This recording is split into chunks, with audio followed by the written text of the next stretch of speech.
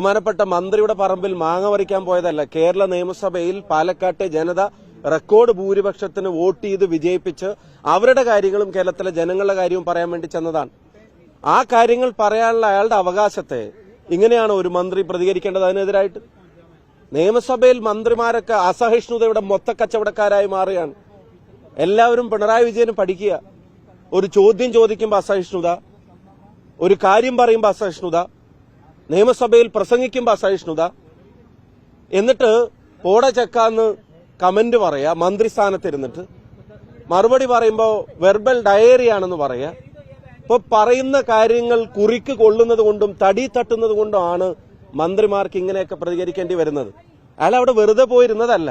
അയാളുടെ പാലക്കാട്ടെ ജനത വെറുതെ അല്ല ഇത്രയും വലിയ ഭൂരിപക്ഷത്തോടെ തെരഞ്ഞെടുത്ത് അവിടേക്ക് അയച്ചിട്ടുള്ളത്. അവിടെ പോയിട്ട് പറയാനുള്ളത് പറയാനും ചോദിക്കാനുള്ളത് ചോദിക്കാനും തന്നെയാണ്. ഞാൻ ആവർത്തിച്ചു പറയുന്നു, മന്ത്രിയുടെ പറമ്പിൽ മാങ്ങ പെറുക്കാൻ പോയ ആളല്ല രാഹുൽ മാങ്കൂട്ടം. കേരളത്തിലെ നിയമസഭയിലേക്ക് പാലക്കാട്ടെ ജനങ്ങൾ അവരുടെ ഹൃദയത്തിന്റെ അംഗീകാരവും റെക്കോർഡ് ഭൂരിപക്ഷം നൽകി അവരുടെ കാര്യങ്ങളും ജനങ്ങളുടെ കാര്യങ്ങളും പറയാൻ വേണ്ടി അയച്ചതാണെങ്കിൽ അത് പറഞ്ഞുകൊണ്ടിരിക്കുക തന്നെ ചെയ്യും. എന്തായാലും ഈ അസഹിഷ്ണുതയ്ക്ക് ഒരുപാട് ആയുസുണ്ടെന്ന് ഞാൻ കരുതുന്നില്ല. കഴിഞ്ഞ ദിവസം മന്ത്രി രാജീവിന്റെ പ്രതികരണവും കണ്ടിരുന്നു. പുറകിലെ ബെഞ്ചിലെ ആളോട് പുച്ഛമാണ് പോലും. ഞങ്ങളൊക്കെ ഓർക്കുന്നത് ഉമ്മൻചാണ്ടി സാറെയാണ്. അദ്ദേഹം 2011 മുതൽ 16 വരെ നിയമസഭയിലേക്ക് കേരളത്തിന്റെ മുഖ്യമന്ത്രിയായി നയിച്ചൊരു കാലത്ത് നിയമസഭയിലേക്ക് ചെല്ലാൻ ഭാഗ്യം ലഭിച്ചിട്ടുള്ള ആളുകളാണ് ഞങ്ങൾ മാത്രമല്ല, അപ്പുറത്തും കുറെ പുതുമുഖങ്ങൾ ഉണ്ടായിരുന്നു. ആ പുതുമുഖങ്ങൾ അസംബ്ലിയിൽ എഴുന്നേറ്റ് ചോദിക്കുന്ന ഓരോ ചോദ്യങ്ങൾക്കും മുഖ്യമന്ത്രിയായിട്ട് പോലും വഴങ്ങിക്കൊടുത്ത് അതിന് ഓരോന്നിനും മര്യാദയോടെ സാമാന്യമായ മര്യാദ പാലിച്ചുകൊണ്ടുള്ള മറുപടി അദ്ദേഹം പറയുന്നത് ഞങ്ങളൊക്കെ കേട്ടിട്ടുണ്ട്.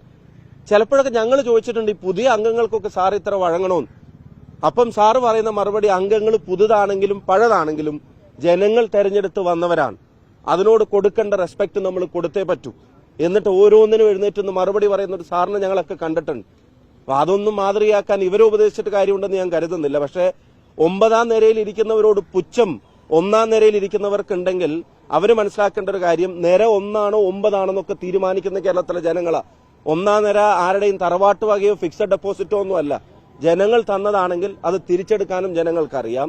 ഈ അസഹിഷ്ണുത അത് പൊറുക്കാനും സഹിക്കാനും കഴിയുന്നതല്ല. ബഹുമാനപ്പെട്ട പ്രതിപക്ഷ നേതാവിനോട് ആ നിയമസഭയിൽ ഉണ്ടായിരുന്ന ഒരു യുവ അംഗമെന്നുള്ള നിലയ്ക്ക് ഇപ്പോ നന്ദി പറയാൻ ഞാൻ ആഗ്രഹിക്കുകയാണ്. അദ്ദേഹം വളരെ സ്റ്റബേണായി സ്റ്റാൻഡ് എടുത്ത് ഈ അവഹേളനം അംഗീകരിക്കില്ല എന്ന് പറഞ്ഞ് പ്രതിഷേധിച്ച് UDFന്റെ മൊത്തം അംഗങ്ങളും അവിടുന്ന് സഭ ബഹിഷ്കരിക്കുന്നവരെ നമ്മൾ കണ്ടു. അപ്പൊ ഇത് ഞാൻ ആവർത്തിക്കുന്നു, അസഹിഷ്ണുതയുടെ മൊത്ത കച്ചവടക്കാരായിട്ട് മന്ത്രിമാർ മാറിയിരിക്കുകയാണ്. ജനങ്ങൾക്ക് ചോദിക്കാനുള്ള ചോദ്യം ചോദിക്കുമ്പോൾ, ജനങ്ങൾക്ക് പറയാനുള്ള കാര്യങ്ങൾ പറയുമ്പോൾ ഇവർക്ക് അവരുടെ സ്വന്തം തടി തട്ടുന്നത് പോലെ തോന്നുകയാണ്. അവർക്കത് ഉൾക്കൊള്ളാൻ കഴിയാതെ പോവാണ്. എന്തായാലും ഒരു കാര്യം ഉറപ്പാണ്, പാലക്കാട്ടെ ജനങ്ങളുടെ തീരുമാനം 100% ശരിയായിരുന്നു എന്നുള്ളത് ഒരിക്കൽ കൂടി ബോധ്യപ്പെട്ടിരിക്കുന്നു. കുറിക്ക് കൊള്ളുന്ന വാക്കുകളും കേരളം ചോദിക്കാൻ ആഗ്രഹിക്കുന്ന ചോദ്യങ്ങളുമായിട്ടാണ് രാഹുൽ മാങ്കൂട്ടത്തിൽ നിയമസഭയിൽ നിറഞ്ഞു നിൽക്കുന്നത്. അതിന്റെ അസഹിഷ്ണുതയാണ് ഇപ്പം മൊത്തത്തിൽ ഉണ്ടായിക്കൊണ്ടിരിക്കുന്നത്. രണ്ടാമത്തെ ഒരു കാര്യം, ഈ അസഹിഷ്ണുതക്ക് കഴിഞ്ഞ കാലങ്ങളിൽ അവരുടെ പാർട്ടിയിലെ യുവാക്കളെ വഞ്ചിച്ചതിന്റെ ഒരു കുറ്റബോധം കൂടിയാണ്, അതിന്റെ ജാള്യത കൂടിയാണ്.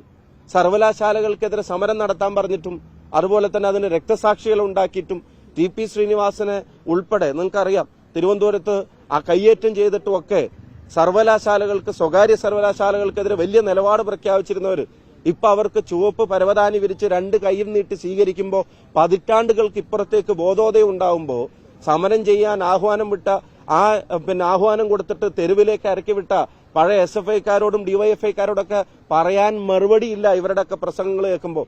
അതുകൊണ്ടാണ് ഇത്രയും അസഹിഷ്ണുത വരുന്നത്. ആത്മവഞ്ചനയാണ് ഇവർ ചെയ്തുകൊണ്ടിരിക്കുന്നത്. ഒരു സംശയം